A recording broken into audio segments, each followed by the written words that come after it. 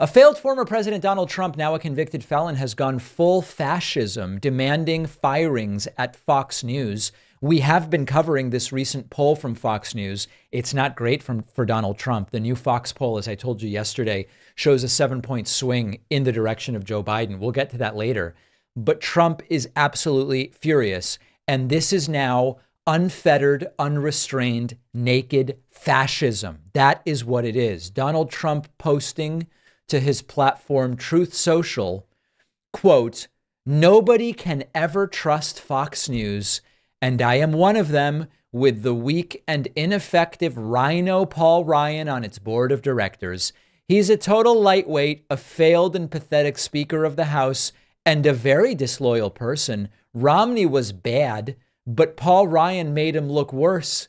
As a team, they never had a chance. Rupert and Lachlan," referring to Rupert and Lachlan Murdoch, "Rupert and Lachlan, get that dog off your board. You don't need him. All you need is Trump. Make America great again." So Trump is demanding the firing of Paul Ryan from the board of directors of either Fox News or News Corp. I don't know which he's on. And this is blatantly, nakedly fascistic. Fascist regimes seek to control media outlets so that they get the coverage that they want and so that they don't get any dissent. That's what fascists do. And when you demand the removal from the board of a critic, it is an attempt to silence opposition and dissenting voices. Using threats to influence media organizations demonstrates a tactic of intimidation that has regularly been used over the last 100 years by fascist leaders. Fascists require unwavering loyalty from all sectors, especially media. And there is a very long and ugly history of this over the last 100+ years. The Nazi regime. Oh, David, you can't say Trump is Hitler. I'm not. What I'm talking to you about is the desire of fascist regimes to control media coverage of themselves. The Nazi regime in the Third Reich era took control of newspapers, radio, films to spread propaganda and to get rid of and suppress the opposition. Stalin's regime controlled the Soviet press and used it to propagate the Communist Party's ideology and to suppress dissent.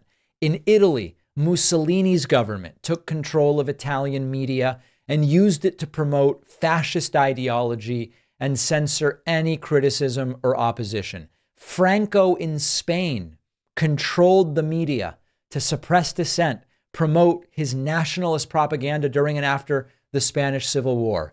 Castro in Cuba. These are the people that Trump is like. Castro in Cuba nationalized all media outlets and used them to disseminate government propaganda, silence opposition, and push that regime. So we've seen this playbook before, and this is not Trump's first attempt at it. When he took away Jim Acosta's press pass because he didn't like his questions, when he said that they're going to do whatever it is he plans to do through regulation and the FCC, it's not even clear. It's clearly a fascist wet dream. The details always are a little bit nebulous, to get MSDNC, as he calls it, and others off the air. All of this is a flavor of what we have seen from these fascistic regimes for 100 years. And Trump is being very clear that he wants to do it. I'm not a fan of Paul Ryan, but certainly if Fox News doesn't want Paul Ryan on their board, it shouldn't be because a Republican presidential candidate, or if he wins, a president says, get Paul Ryan off your board. And remember, they tell us they are for the rule of law, freedom of speech, independence of institutions, freedom of businesses from the oppressive boot of government. And here they are cheering, no, Paul Ryan is a rhino. He should be fired by Fox News.